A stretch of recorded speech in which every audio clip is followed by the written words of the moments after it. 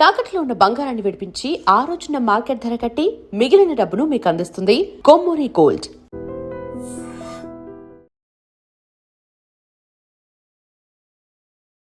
నమస్కారం, welcome to I dream.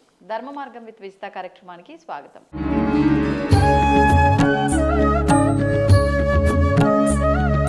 ప్రస్తుతం మనతో పాటు ఉన్నారు ప్రముఖ ఆధ్యాత్మికవేత్త, జ్యోతిష పండితులు బ్రహ్మశ్రీ అన్నవరపు తిరుపతి మూర్తి అవధాని గారు. ఇప్పుడు గురుగారితో మాట్లాడి మరిన్ని విషయాలు తెలుసుకుందాం. నమస్కారం గురుగారు. ఓం శ్రీ మహాగణాధిపతయే నమః. గురుగారు, శ్రీరామనవమి ఈసారి వచ్చే పండుగలన్నీ కూడా కొంచెం కన్ఫ్యూజన్గానే ఉంటున్నాయి. ఏ రోజున అనే విషయంలో చాలా చర్చలు జరుగుతూ ఉన్నాయి. ఇప్పుడు శ్రీరామనవమి గురించి కూడా 26వ తారీఖున 2 తెలుగు రాష్ట్రాల్లో జరుపుకుంటున్నారు సామాన్య ప్రజలంతా అని చెప్పి. కానీ రాముడికి సంబంధించిన క్షేత్రాల్లో మాత్రం 27న జరుపుతున్నారా అనే ఒక చర్చ నడుస్తుంది. అసలు ఏ రోజున శ్రీరామనవమి? ఇక్కడ చర్చ అనేటువంటిది మనం పెట్టుకుంటూనే ఉంటుందండి. మనం పెట్టకపోతే చర్చ ఉండదుగా. చర్చ అనేటువంటిది లేకపోతే మీడియాకి న్యూస్ ఉండదు, జనాలకి ఒక ఆలోచనలు రావు. అంటే జనాలను తికమక పెట్టాలి అని అంటే ఏదో ఒక చర్చ చేయాలి. అది ఎంతవరకు ధర్మాలంటే అనవసరం. ఇక్కడ మీరు అడిగిన దానికి వాస్తవానికి కూడా 26 శ్రీరామనవమి. చాలామంది మిగులు చేస్తూ అంటారు. అంటే మనకు నవమి అనేటువంటిది రేపు కాస్త 11 తర్వాత వచ్చింది. రేపు అంటే 26వ తారీఖు 11 తర్వాత వచ్చింది. 27వ తారీఖు ఉదయం 11 లోపు వెళ్ళిపోయింది. నవమి అనేటువంటిది మీరు కళ్యాణం చేసేటువంటి వ్యవస్థ నవమికి సంకల్పానికే చేస్తున్నారు కదా. మరి మాధ్యాహ్నిక సమయంలో ఆ సంకల్ప సమయానికి మీకు నవమి లేదు కదా. లేని దాన్ని ఎలా చేస్తున్నారు? ఇవి అనేక రకాల అప్రస్తుతాలు వస్తూ ఉంటాయి. ఇందులో ఒక మాటగా చెప్పాలి అంటే సామాన్యంగా ఉండేటువంటి అందరూ కూడా 26 అనేటువంటిది స్మార్తులు, అంటే మనం 26 చేస్తాం. వైష్ణవులు అంటే దాని రామాలయానికి సంబంధించి ఆ క్షేత్రాలకు సంబంధించి వాళ్ళందరూ కూడా మిగులు తిథి అని అంటారు. ఆ మిగులు తిథి చేస్తారు. సో ఏం చేసినప్పటికీ కూడా రాముడి వారికి 2 రోజులు శుభకార్యం జరుగుతుంది. ఆ శుభకార్యం పేరు మీద కొంతమంది జీవితాలు కడుపు నిండుతున్నాయండి. మనం సంతోషపడవలసింది ఏమిటి అంటే 2 రోజులు చేస్తున్నారా, 2 సార్లు చేస్తున్నారా, 3 సార్లు చేస్తున్నారా కాదు. ఈ ఒక్క పండగ అనేటువంటి వాతావరణం వల్ల నిజంగానే ఎంతోమంది భుక్తి వెళ్తుంది. పందిరులు వేసే వాళ్ళకి కావచ్చు, విగ్రహాలు బొమ్మలు తయారు చేసే వాళ్ళకి కావచ్చు, ఎంతోమందికి భుక్తి వెళ్తుంది. 99% మనమంతా 26 చేసుకుంటున్నాం. మిగులు వాళ్ళు ఏదైతే కనుక మిగిలి ఉందో అది వాళ్ళు చేస్తున్నారు. కాబట్టి 26 శ్రేయస్కరం అనేటువంటిది చెప్తాను. మరి ఇంతకీ మనం ఏం చేయాలంటారు ఆ రోజున? ఏం చెయ్యాలి అనేటువంటి దానికన్నా ఏం చేయకూడదు మనం తెలుసుకోవాలి. చెప్పండి. అసందర్భోచితమైనటువంటి పనులు అనగా, ఒకవేళ చాలా చోట్ల ఎక్కడైనా ఇప్పుడు మనకు ఒంటిమెట్ట కూడా రేపే చేయవచ్చు. ఒకవేళ చేశారనుకుందాం. అంటే మనం ఎక్కడైనా దేవాలయాల్లో చేసేటువంటిది మనం చూస్తూ ఆ పుణ్యాన్ని పొందాలి అనుకుంటే ఆ దేవాలయంలో చేసేటువంటి దానికన్నా ముందే మన ఇంట్లో అవి పూర్తి చేసుకోవాలి. మన ఇంట్లో చేసుకుని అక్కడికి వెళ్ళి చూడాలంట. అక్కడికి వెళ్ళక్కర్లా, టీవీలో చూసినా మనకు ఓకే, అలా కూడా సరిపోతుంది అంటారు. భగవంతుణ్ణి మనం చూసేటువంటి చూపు కళ్ళతో చూస్తున్నామా, మనస్సుతో చూస్తున్నామా అనేటువంటిది ప్రధానం. ఇప్పుడు మీరు ఒంటిమిట్ట అంటే నాకు కూడా గుర్తొచ్చింది. కళ్యాణం ఒంటిమిట్టలో రాత్రి సమయంలో చేస్తారు. మరి మిగతా దగ్గరలో మనం కళ్యాణం చేసినప్పుడు దీనికి ఇప్పుడు ఇక్కడ మనకు లక్ష్మీనారాయణ స్వామి వారి దేవాలయం ఒకటి ఉంది. అక్కడ కూడా కళ్యాణం రాత్రి కూడా చేస్తారు. వాళ్ళకి కొన్ని ఆచారాలు ఉంటాయి. అంటే అది ఆ గుడి ఆచారం వాళ్ళు పెట్టుకుని ఉండవచ్చు. వాళ్ళ ప్రభావరీత్యా పూర్వం నుంచి అంటే ఎలా వస్తుందంటే ఇక్కడ ఇవాళ ఏదో ఒక కారణం చేత ఆ తిథి ప్రభావం కావచ్చు, ఇంకోటి కారణం చేత తప్పనిసరి గ్రహణం వచ్చిందనో ఏదో ఒక రకమైన కారణం చేత ఇవాళ చేయవలసింది మనం ఉదయం చేయవలసింది రాత్రికి చేసాం. అప్పుడు కొంతమంది ఉన్నారు అక్కడ. మరుసటి సంవత్సరం ఏమంటారు అందరూ కూడా రాత్రే చేయమని చెప్తారు.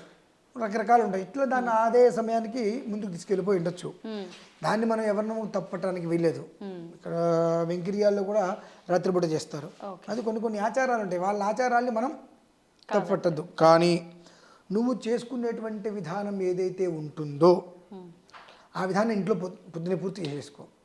ఆ విధానాన్ని పూర్తి చేసుకున్న అనంతరము నువ్వు దేవాలయానికి వెళ్ళి అక్కడ కూర్చోటమా లేదంటే కానీ టీవీలో చూడటమా అనేటువంటిది.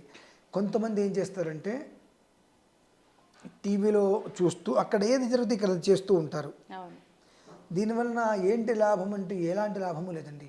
ఎందుకని? అంటే ఇక్కడ చేసేటువంటి దాని మీద దృష్టి లేదు, అక్కడ చూసేటువంటి దాని మీద దృష్టి లేదు. అటు చూస్తూ ఇటు చేయడం, అటు చూస్తూ చేయడం అంటే అక్కడ భక్తి అనేటువంటిది మనకు దొరకట్లా. ఆ భక్తి అనేటువంటి మీరు చేసినప్పుడు మీ పని హాయిగా ఉదయం 10:30లో పూర్తి చేసుకోండి, 11:00కల్లా. ఆ పూర్తి చేసుకున్న పెదవ మీరు అందరూ చూసుకోండి ప్రశాంతంగా. రెండు ఉభయత్ర మీకు అది యోగం.